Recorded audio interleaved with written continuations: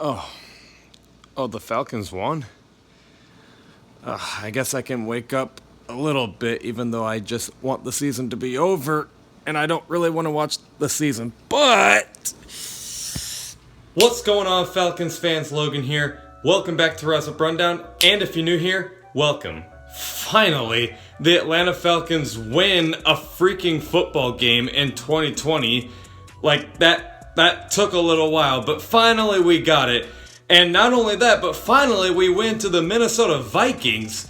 Like, apparently, if I'm not mistaken, when the game was over, it said that the Falcons haven't beaten the Vikings since 2011. Well, now it's 2020. So that felt good, and it just really was an impressive win. And let's just talk about this game starting right now. Before we get started on our Week 6 game recap versus the Minnesota Vikings, I'm just going to go ahead and tell you how my game recaps work here at Rise Up Rundown. First, we go over what went good during the game for the Atlanta Falcons. Then we go over what went bad during the game for the Atlanta Falcons. And then the last thing is other news, which is really important things for the Atlanta Falcons, but it didn't happen during the game. Like, maybe one of our divisional rivals lost, and we have a chance of going to the playoffs a little bit more than we did the previous week. Or maybe, one of the players had a serious injury and we have to talk about that. Just news that's really important for the Falcons, but it did not happen during the game, if that makes sense. Though I guess injuries happen during the game, now that I think about it. But anyway, let's start with what went good during this Week 6 game against the Minnesota Vikings, where we finally won. Goodness gracious, that took forever. So, this is finally fun to talk about. There's a lot of things that went good for the Atlanta Falcons. And the first thing I really have to say, Matt Ryan and the passing game finally looked like they're supposed to every single week. But I'm just going to start this out by saying Matt Ryan had one of the better games I have ever seen him play. Was it the best game I've ever seen him play? No, but it definitely was I'm honestly going to go ahead and say I think that was a top 10 performance I've ever seen from Matt Ryan. Not only statistically, because he got 371 yards, 4 touchdowns, and 0 interceptions, but I just saw Matt Ryan. Actually, what's crazy is that I saw him totally use his mobility to actually make plays. Like, there was one play where he juked out a defender. I can't exactly remember who it was, but it's not often you see Matt Ryan juke out a defender. And then that one touchdown pass to Julio, not late in the game, but it was Julio Jones' second touchdown, is all I know. Matt Ryan was scrambling. He acted like he was going to, run to get the first down. And then he, backed up a little bit and threw it to Julio. That is what really makes a quarterback special, is when he can make plays not only with his big arm, but also with his feet. And though Matt Ryan doesn't necessarily have, the best feet ever, I think people totally underrate his mobility it's that freaking bad. Matt Ryan, I never said he was a Kyler Murray or anything, but he's not that immobile, to be honest with you. And just seeing what Matt Ryan can do, it was really special watching him play in this game. He is the main reason I think we won this game. I'm just going to say that right now. I think Matt Ryan was the reason we won this game. He made all these plays. He made really accurate throws. There wasn't really one throw he made where I was like, what are you doing? Every single throw he made, I thought was really good. So congratulations to Matt Ryan for an awesome game. Julio Jones also did great. 8 receptions for 137 yards and 2 touchdowns. Finally looked like his old self, because he just can't really seem to stay healthy. But finally, it felt good to see him really ball out. Julio Jones is that player to where he always catches, not always, but sometimes I'll see him catch a simple 5-yard out. And I'll be like, okay, that probably got him to 30 yards for the game. And then it said he got 60 yards for the game. I'm like, wait, what? That's just how good he is. Sometimes when he catches simple out routes, he makes it seem like he's doing a lot worse than he is statistically, if that makes any sense. But gosh, he did amazing.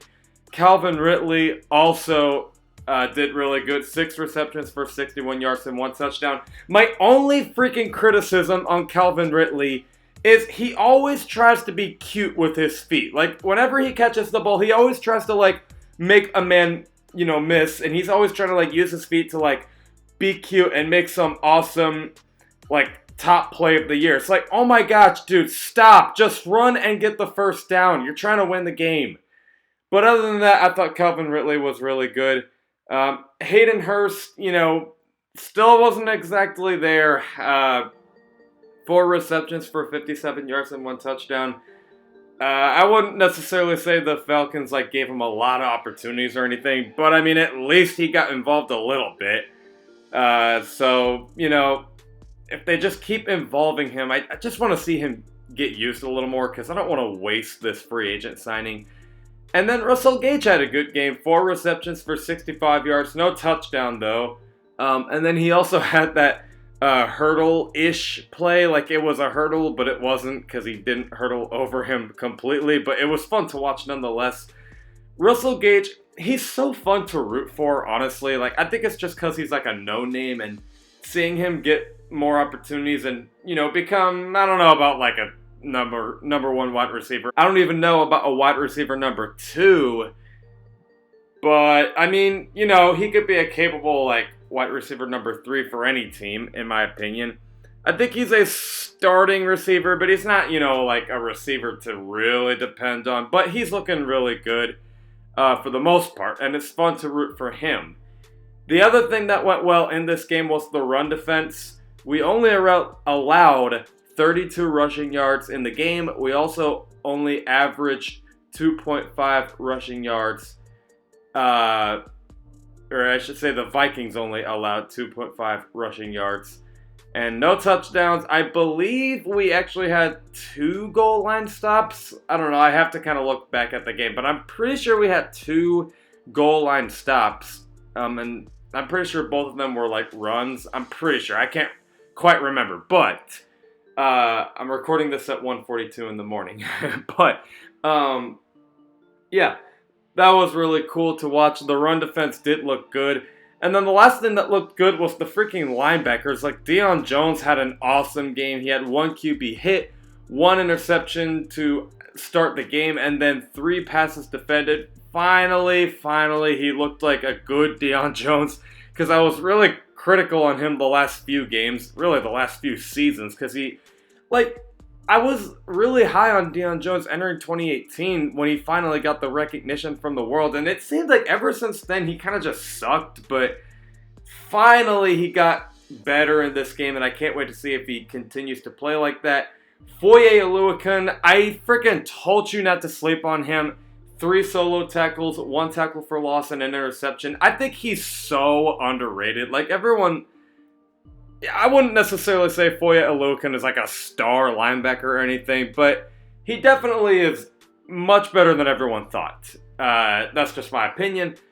So the linebackers really got going in this game, and that's really all that went good in this game. But unfortunately, in a really impressive victory for the Atlanta Falcons, there were still some things that went bad. And the first thing, I'm sorry, but I still think the secondary didn't look good. And even though AJ Terrell had his first interception and it looked really good, and Kirk Cousins did throw 3 interceptions, keep in mind he also threw 343 yards and 3 touchdowns, and Justin Jefferson had 9 receptions, 166 yards, and 2 touchdowns. So I still wouldn't exactly say the secondary played well, and we just got to get better there. And I don't know how long it's going to take, but the secondary's got to get better. And then the run game, unfortunately, kind of slowed down. Todd Gurley, he was all right. Brian Hill and Ito Smith were definitely slow. I've definitely been a little lower on Ito Smith lately, and Brian Hill's fun to root for, but I never really thought he was a top, dependable running back or anything, but I don't know. Running back is a little scary, at least behind Todd Gurley, because Todd Gurley is getting it going a little bit. But yeah, the run game wasn't really involved. But then in other news, there's a possible stretch of winnable games coming up.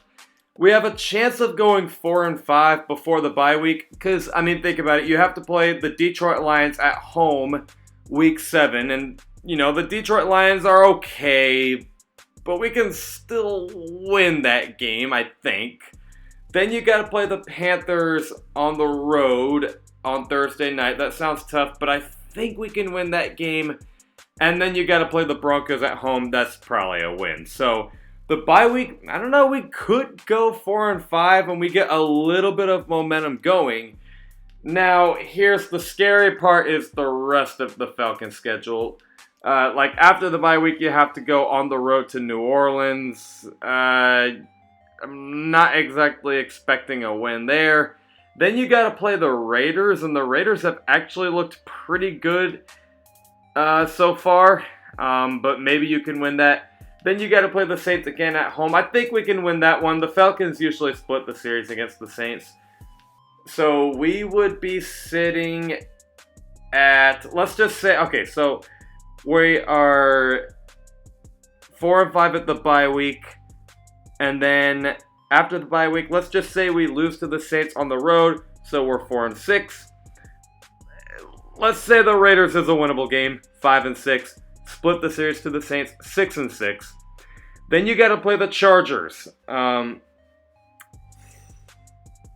winnable game, but the Chargers have been pretty good, actually, to be honest with you. Justin Herbert's definitely going to light up our secondary. It's not even a question. He just will. That's a tough one. Like, we are on the road. That's a tough one to call. Let's just say we win that. Because I think we have a better offense. So we'll go 7-6. Now, here's where you kind of are like, I don't know if we're going to make the playoffs. You got to play the Tampa Bay Buccaneers with Tom Brady, who's never lost to the Falcons ever. Not gonna lie, these last 3 games, I'm just gonna be real with you. The best we can go, in my opinion, I think we can maybe split the series to the Bucs, like, on the road, because we just kind of seem to always win in Tampa Bay. But I think we'll probably lose to them at home, and then I really have a hard time seeing us beat the Chiefs. I would say the best we can go is, like, 9-7 or 8-8.